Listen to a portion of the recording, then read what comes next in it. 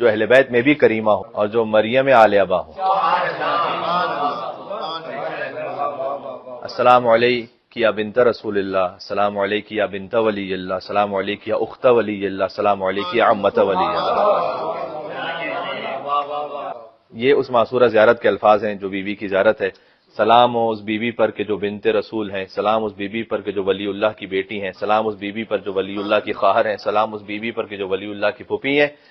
پھر ہم کہتے ہیں زیارت میں جو تعلیم فرمائی ہے خود علی ابن موسیٰ رضا علیہ السلام نے کہ یا فاطمہ، بیوی کا نام لے کر اشفعی لی فی الجنہ، جنت میں ہماری شفاعت فرمائیے گا، اس لیے کہ فإن لک عند اللہ شأنا من الشان، اس لیے کہ آپ کی اللہ کی بارگاہ میں، فإن لک عند اللہ، یہ یا وجیہا عند اللہ سے آپ کے اس کو مربوط کر لیجئے گا، فإن لک عند اللہ شأنا من الشان، اس لیے کہ عند اللہ فضائل میں سے کوئی ایک ایسی خاص فضیلت آپ کے پاس اللہ سبحانہ و تعالیٰ نے رکھی ہے کہ فقط آپ کے بھائی شافع روز جزا نہیں ہے بلکہ آپ بھی شفیع روز جزا ہیں۔ فإن لک عند اللہ شأنا من الشان، ایک مل کے بلندتر اور صلوات بھیجیں شفاعت بی بی معصومہ کو سلام اللہ علیہ حاصل کرنے کے لیے۔ اللہم صلی علی محمد وعلی محمد۔ جو فإن لک عند اللہ شأنا من الشان ہے نا، یہ آج کی گفتگو کا موضوع ہے کہ فضیلتوں میں سے ایک اور کوئی خاص فضیلت آپ کے پاس ہے، وہ کیا ہے؟ اس پہ بات کرتے ہیں انشاءاللہ سے۔ لیکن خود اول تو خود شہر قم، اس کی عظمت روایات میں کثرت کے ساتھ ہے، اور بی بی معصومہ کو سلام اللہ علیہ کی آمد سے پہلے شہر قم کی عظمت روایات میں بیان کی گئی ہے۔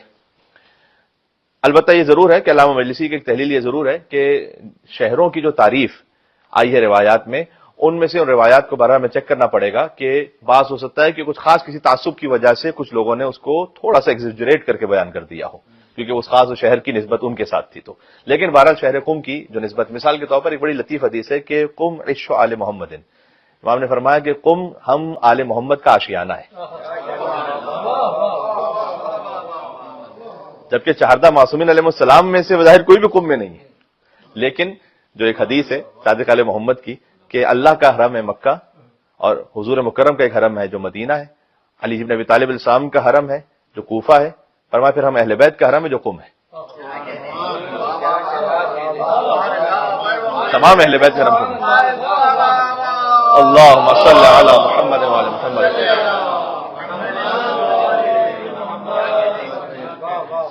پھر امام رضا علیہ السلام نے فرمایا کہ اہل قم انصارنا، اہل قم ہمارے انصار میں سے۔ یہاں پر ایک تحلیل یہ بھی جو علماء نے لکھی ہے کہ جب قم روایات میں استعمال ہو تو اس سے مراد صرف شہر قم نہیں ہے، بلکہ قم میں چونکہ تشیع بہت زیادہ قوی تھی لہٰذا قم سے مراد تمام اہل بیت علیہ السلام کے ماننے والے ہیں، یہ بھی مراد ہے۔ ایک تحلیل یہ بھی اس کی گئی ہے۔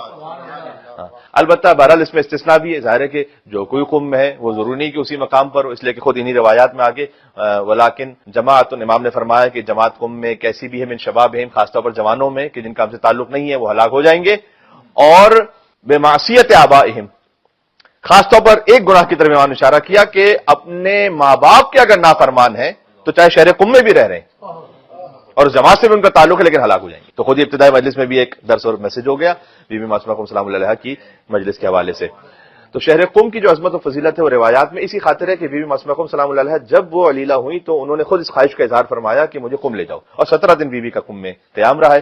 اچھا، اہل بیت علیہ السلام دیکھیں، جہاں تک ائمہ علیہ السلام کی بات ہے، لا یقاس بنا احد، کسی کا ہم سے قیاس ہو ہی نہیں سکتا۔ ہاں، کوئی وقت کا امام صرف امام زمانہ اسلام کے علاوہ ہو نہیں سکتا، تو یہ تو آپ کے ذہن میں بات رہے۔ تو لا یقاس بنا احد، ہم سے کسی کا مقایسہ ہے ہی نہیں۔ تو ائمہ علیہ السلام تو مساوی ہیں، نحن فی الشجاعۃ والسخاوۃ والعلم سواء، ہمارا علم بھی برابر ہے، سخاوت بھی برابر ہے، شجاعت بھی برابر ہے۔ جو علی بن ابی طالب علیہ السلام ممبر سلونی پر کہیں کوفہ میں، وہیں 8 برس کے امام محمد تقی الجواد علیہ السلام بابل کے دربار میں کہیں۔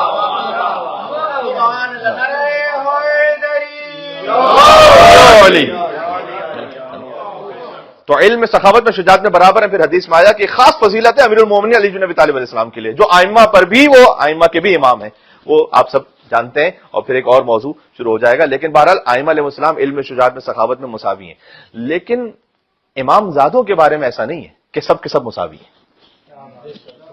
دیکھیں، خاص میں نقطے کی طرف اشارہ کر رہا ہوں، ایک تمہید بنا رہا ہوں آگے بڑھنے کے لیے۔ ائمہ علیہ السلام فضیلت میں تمام مساوی ہیں، اولنا محمد اوسطنا محمد آخرنا محمد کلنا محمد، اور یہ کہنا بھی صحیح ہے کہ اولنا علی آخرنا علی اوسطنا علی کلنا علی۔ لیکن امام زادوں کے بارے میں ایسا نہیں ہے کہ امام زادے بھی سب کے سب برابر ہوں۔ اچھا، بعض کی قبر قطعی ہے امام زادوں میں، مثلا بی بی معصومہ کو سلام اللہ علیہ، آپ کو معلوم ہے 100% یہی ہے کہ قم میں بیوی کی قبر ہے، حضرت شاہ عبد العظیم حسنی. اچھا قم میں دیکھا جائے، فقط قم میں اگر شمار کیا جائے، ایک مقام پر میں نے اس کو پڑھا کہ تقریباً 445 امامزادے تو فقط شہر قم میں، اور ایران میں اگر دیکھا جائے تو تقریباً 9000 کے قریب ہے. سب کا مقام ایک جیسا تو نہیں، سب کی قبر بھی قطعی نہیں. اچھا میں یہ نہیں کہنا چاہ رہا کہ پھر مثال کے طور پر حضرت حمزہ ابن موسیٰ کاظم علیہ السلام، ان کی قبر کے لیے ایک تہران کے قریب احتمال ہے، ایک قم میں ہے، ایک کاشمر میں. تو یہ وجہ کیا ہے؟ میں نہیں کہنا چاہ رہا کہ جو باقی جگہوں پر ظاہر ہے مدفون تو ایک ہی جگہ پر ہے نا، تو باقی جگہوں پر کیوں ان کے نام سے منسوب قبر ہے؟ اس کی ایک بہت بڑی وجہ شاید یہ ہے کہ جیسے ہمارے یہاں بھی ایک بڑی عام سی سنت ہے کہ پوتے کی ولادت ہوئی یا نواسے کی ولادت ہوئی تو دادا کے نام پہ نام رکھا گیا. تو مثلا حضرت حمزہ ابن موسیٰ کاظم علیہ السلام، جب ان کے ہاں پوتے کی یا پڑ پوتے کی ولادت ہوئی تو حضرت حمزہ کے نام پر ان کا نام رکھا گیا، اور چونکہ وہ پوتا نسبت رکھتے امام موسیٰ کاظم علیہ السلام سے، لہذا براہ راست لکھ دیا گیا حمزہ ابن موسیٰ کاظم. تو ہے سب جگہ قابل احترام قبر، لیکن قطعی نہیں ہے کہ کاشمیر میں ہے یا قم میں ہے. وہ حضرت حمزہ کے جو براہ راست امام موسیٰ کاظم علیہ السلام کی اولاد ہے وہ مثلا کہاں پر ہے. حتیٰ یہ کہ آپ جانتے ہیں کہ بی بی زینب سلام اللہ علیہا کے لیے بھی مصر کی ایک روایت تو ملتی ہے اور مدینہ کی بھی ایک روایت ملتی ہے. البتہ مدینہ میں کوئی قبر ایسی نہیں ہے جو بی بی زینب سلام اللہ علیہ سے منسوب ہو، لیکن روایت ایک تاریخی قول ہے کہ شاید بی بی کی شہادت جو ہے مدینہ ہی میں ہو گئی. اب مصر میں بھی جو بی بی ہیں وہ ہو سکتا ہے کہ امیر المومنین علی بن ابی طالب السلام کی دختران میں سے کوئی اور دختر ہو جو بی بی زینب سلام اللہ علیہ کے نام سے وہاں پر مدفون ہو گئی ہوں، کیونکہ مولا علیہ السلام کی 14 بیٹیاں. یا ہو سکتا ہے کہ مولا علیہ السلام کی کوئی پوتی ہوں کہ جن کا نام بیوی کے نام پر تھا اور پھر وہ وہاں پر مدفون ہوئے، اور چونکہ وہ مولا سے منسوب ہے لہذا زینب بنت علی. اس طرح سے کوئی سلسلہ پوتیوں کا مطلب ہے کہ پڑ پوتیوں کی نسل میں سے آگے کوئی ہوں. تو بعض امامزادے ایسے ہیں کہ جن کی قبر مشخص ہے قطعی طور پر، اور بعض ایسے ہیں کہ جن کی قبر کے بارے میں، لیکن بی بی زینب سلام اللہ کے بارے میں شام کا جو قول ہے وہی قول ہے، اور اسی پہ علماء کہتے ہیں کہ وہیں تشریف لے جائیے بی بی کی زیارت پر. تو امامزادے سب فضیلتوں میں برابر تو نہیں، تو آپ سب جانتے ہیں اچھی طریقے سے. 12 وجوہات ہیں کہ کسی امامزادے کی فضیلت کیوں ہے. 12 پہ آج میں بیان نہیں کر سکوں گا، میرے خیال میں پنجتن پاک کی نسبت سے 5 فضیلتیں بیان کر دیتے ہیں. ایک صلوات کا سہارا دے تو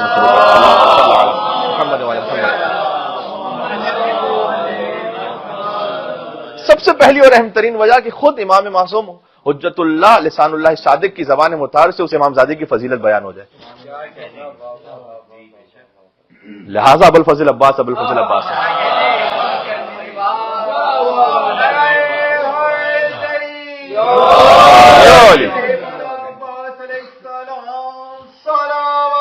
اللہم صلی علی محمد.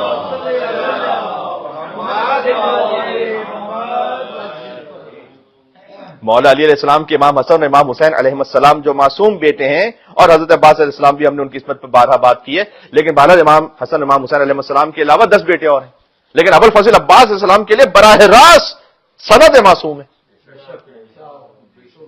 مولا علی علیہ السلام سے. ان سے پہلے بی بی فاطمہ زہرا سلام اللہ علیہا، نام رکھا خود. امام حسن علیہ السلام، امام حسین علیہ السلام، امام زین العابدین علیہ السلام، امام صادق علیہ السلام، امام رضا علیہ السلام، امام زمان علیہ السلام.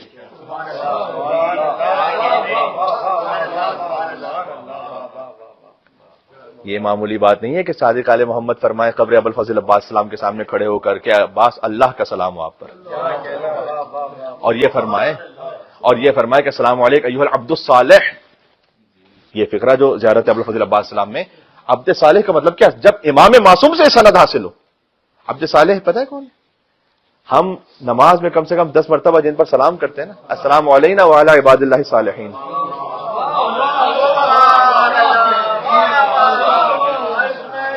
اللہ اکبر. اللہم صلی علی محمد وعلی محمد. نماز میں اللہ سبحانہ و تعالیٰ نے جن صالحین پر نماز میں سلام فرض کیا ہوا ہے، امام معصوم اگر کسی کو مشخص کرتے کہ یہ عبد صالح خدا ہے،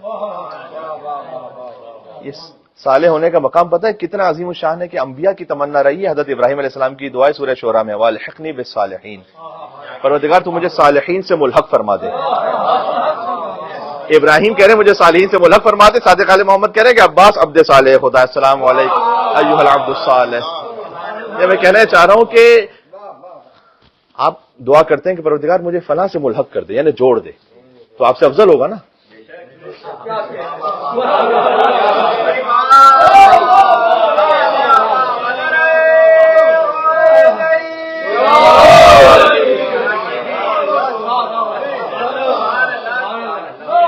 آپ کسی کمتر کے لیے تو دعا نہیں کریں گے پروردگار مجھے اس کے ساتھ جوڑ دے. آپ دعا کریں گے کہ اسی لیے تو ہم دعا کرتے ہیں کہ اللہم اجعل محیایا محیا محمد وآل محمد و مماتی ممات محمد وآل محمد. پروردگار میری زندگی بھی ویسی بنا دے جیسے محمد وآل محمد کی حیات ہے, میری موت بھی ویسی بنا دے جیسے محمد وآل محمد اسلام کی موت ہے اور ان کی شہادت ہے. تو آپ جب دعا کرتے ہیں پروردگار ملحق فرما, یعنی کہ کسی افضل کے ساتھ دعا کر رہے ہوتے ہیں. ابراہیم علیہ السلام کہہ رہے ہیں پروردگار مجھے صالحین سے ملحق فرما دے, یعنی کچھ صالحین تو ہیں ایسے کہ جو ابراہیم علیہ السلام سے اتنے افضل ہیں کہ ابراہیم علیہ السلام یہ دعا فرما رہے ہیں کہ پروردگار تو مجھے ان کے ساتھ ملحق فرما دے. معصومین علیہ السلام تو یقیناً اس میں شامل ہے. ایک اور ہستی جو اس میں یقیناً شامل ہے, السلام علیکم ایھا العبد الصالح ابو الفضل عباس صادق علیہ محمد کی سند مل گئی. اللہ اللہم صلی علی محمد وعلی محمد.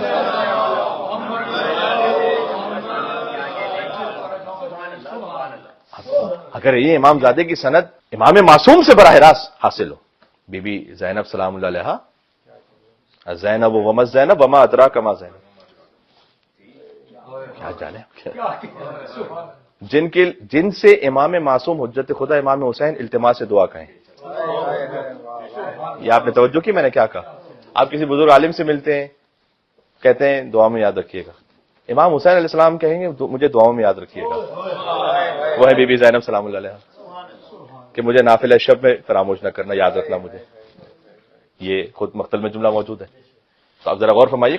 تو بی بی زینب سلام اللہ علیہا جب امام معصوم سے سند ملے, ویسے ہی بی بی معصومہ سلام اللہ علیہ امام معصوم سے جب مدح کی سند ملے. صادق علیہ محمد کے ہاں جب باب الحوائج مولا موسی کاظم علیہ السلام کی آمد ہوئی, ایک صلوات بھیجیے گا محمد صلی اللہ علیہ وسلم. یہ بڑی لطیف بات ہے, ذرا غور کیجیے گا. ابھی امام موسی کاظم علیہ السلام خود گویا گہوارے میں امام صادق علیہ السلام کے پاس, تو امام صادق علیہ السلام کہتے ہیں کہ میرے اس فرزند موسی کاظم کے سلب سے اللہ ایک ایسی اولاد عطا کرے گا کہ جو خاص ہم آل محمد میں سے ہیں, جو ان کی زیارت کرے اس پہ جنت واجب ہے. ابھی خود امام موسی کاظم علیہ السلام بچپن میں, اور یہ اشارہ ہے بی بی معصومہ قم کی طرف. شیخ عباس قمی نے ایک بات لکھی ہے کہ بی بی معصومہ قم وہ کیونکہ امام موسی کاظم علیہ السلام کی تقریباً 40 اولادیں ہیں, اور جن میں سے 20 بیٹیاں, احتمال یہ دیا جاتا ہے کہ 20 بیٹیاں ہیں. تو بی بی معصومہ قم وہ افضل دختران موسی بن جعفر ہیں. پھر آگے شوستری 1995 میں ان کی وفات ہوئی اور دلفوز میں دفن ہے, ایران کے ایک شہر میں. ان کی کتاب ہے قاموس الرجال. انہوں نے شیخ عباس قمی کے جملے کو تکمیل کیا ہے. انہوں نے کہا کہ میں یہ نہیں کہتا کہ بی بی معصومہ قم افضل دختران موسی بن جعفر ہیں, بی بی معصومہ قم افضل اولاد موسی بن جعفر ہیں. سوائے امام علی بن موسی رضی اللہ عنہ. اللہ اکبر. اللہم صلی علی محمد وعلی محمد.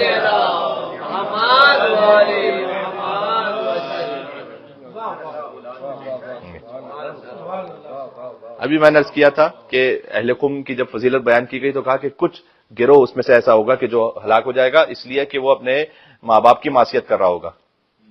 جن بیوی کا ذکر ہے ان کے والد امام موسی کاظم اپنی بیٹی کے لے گئے فداہا ابوہا, تمہارے بابا تم پر فدا ہو جائیں. اللہ اکبر. اللہم صلی علی محمد وعلی محمد. تو صادق علیہ محمد کہیں کہ ان کی زیارت پہ جنت واجب, 8ویں امام کو زیارت ارشاد فرمائے, 7ویں امام کہیں کہ تمہارے بابا تم پر قربان ہو جائیں, 8ویں امام یہ بھی فرمائے کہ جو ان کی زیارت کرے وہ اس کا منظار نہیں میری زیارت کی, منظار عمتی بقم. 9ویں امام فرمائے کہ جو میری پھوپھی کی زیارت کرے قم میں فلاح الجنت پہ جنت واجب ہے. اس لیے بزرگ عالم عادل بہجت ان سے پوچھا گیا کہ بیوی کے معصومہ ہونے اور عصمت پر آپ کیا کہیں گے. لیکن ایک تو خود لقب ہی معصومہ ہے, لیکن جب پھر بھی سوال کیا گیا کہ بیوی کی عصمت کے بارے میں آپ کیا کہیں گے, تو انہوں نے کہا کہ تم اس بیوی کی عصمت کے بارے میں مجھ سے پوچھ رہے ہو کہ جو ان کی زیارت کرے اس پر اللہ جنت کو واجب کر دیتا ہے. جو ان کی زیارت کرے اس پر اللہ جنت کو واجب کر دیتا ہے.